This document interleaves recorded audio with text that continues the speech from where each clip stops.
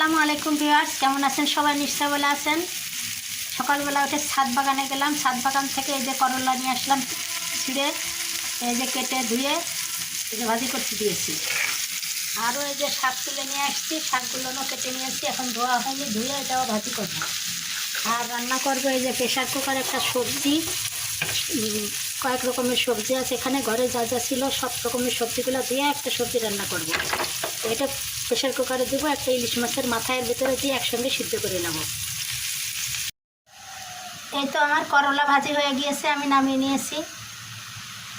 এখন এই যে শাকগুলাকে কেটে ধুয়ে এই যে একটু লবণ আর কাঁচামরিচ দিয়ে সিদ্ধ করতে দিয়ে দিয়েছি।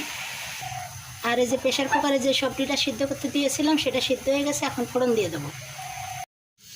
এই তো শাকগুলো আমার সিদ্ধ হয়ে গিয়েছে, আর আমি এদিকে পেঁয়াজ রসুন আর সরিষার তেল দিয়ে এটাকে ভেজে নিচ্ছি। তো ভাজা হয়ে গেছে বাদামি রঙের, আর বেশি ভাজবো না। এখন আমি সিদ্ধ করা শাকগুলোর ভিতরে দিয়ে দেবো। এবার জালটা কমিয়ে দিলাম।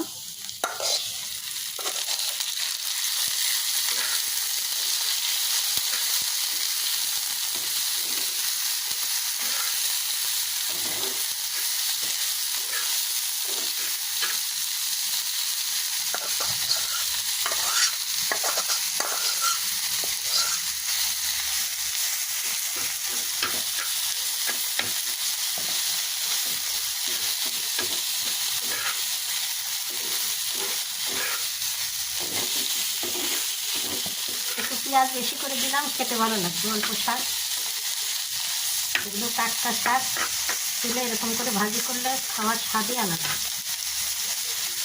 ভিটামিন যুক্ত শাক, কোনো ফরমালিন নাই, কোনো মেডিসিন নাই,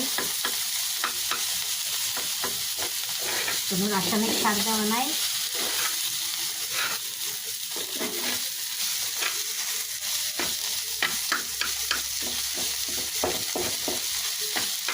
এটা হয়ে গেল, এখন আমরা নামিয়ে নেব।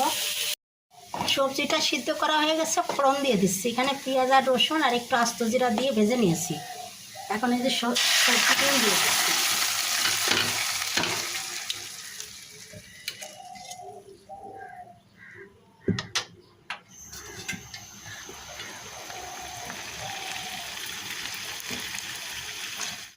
সবজিটা রান্না হয়ে গেছে, এবার একটু ভাজা জিরার গুঁড়া দিয়ে নামিয়ে নেব। হয়ে গেল প্রেশার কুকারে ঝটপট করে ইলিশ মাছের মাথা দিয়ে সবজি।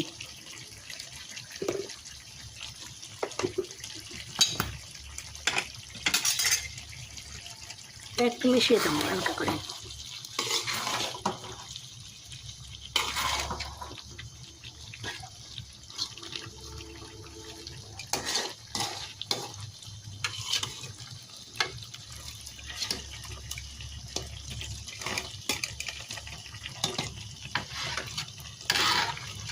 তো হয়ে গেল, এবার আমি নামিয়ে নেব মাছ।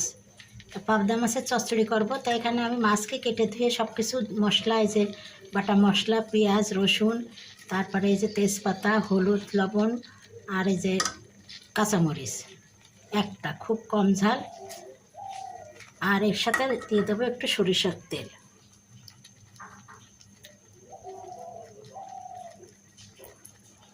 দুই টেবিল চামচ মতন দিয়ে দিলাম।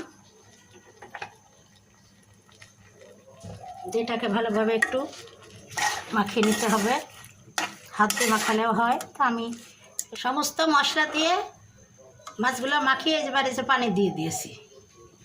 চুলো জালটা ধরিয়ে দেবো। মাছটা সিদ্ধ হয়ে গেলে ঝোলটা একটু কমে আসলেই আমার রান্না হয়ে যাবে, আমি নামিয়ে নেব।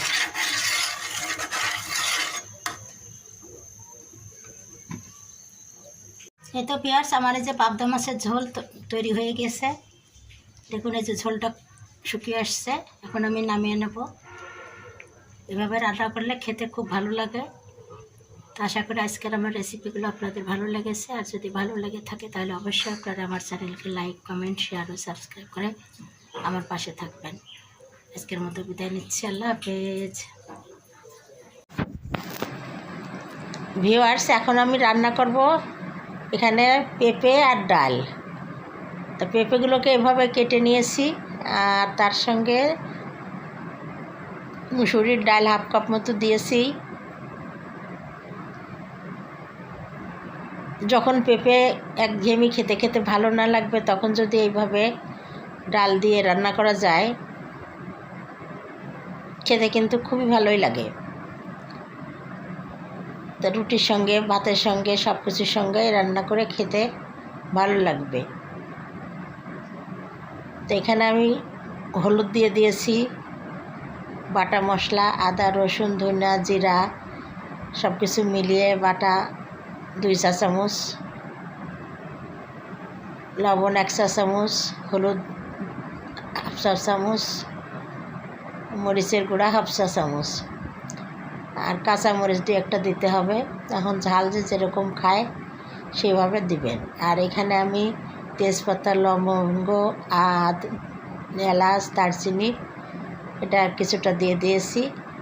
দিয়ে এখন প্রেসার কুকারে পানি দিয়ে ঢাকনা দিয়ে ঢেকে সিটি তুলব। এই তো পেঁপে ডাল রান্না করা হয়ে গেছে। এই যে আমি ফোড়ন দিয়ে দিয়েছি। এখন ফুটে উঠলে আমি নামিয়ে নেব। এখন একটি মিক্স ভেজিটেবল তৈরি করব। তাই যে ছোটো ছোটো করে কেটে নিয়েছি। এখানে কাঁকরোল আছে, পটল আছে আর ঢেঁড়স। তো এই সমস্ত মশলা দিয়ে পেঁয়াজ রসুন কাঁচামরিচ হলুদ লবণ বাটা মশলা সব কিছু দিয়ে এবং সরিষার তেল দিয়ে মাখিয়ে নিচ্ছি।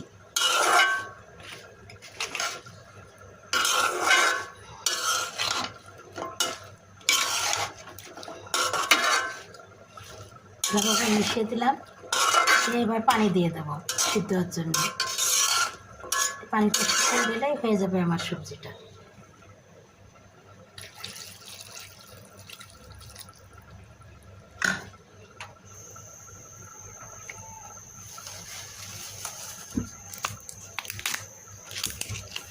একটা তেজপাতা দিয়ে দিলাম।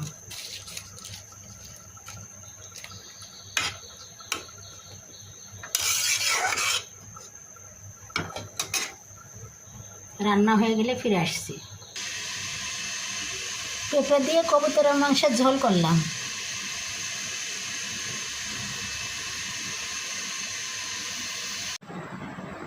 নাতের জন্য স্কুলের টিফিনের নাস্তা বানিয়ে দিলাম পাউরুটি দিয়ে।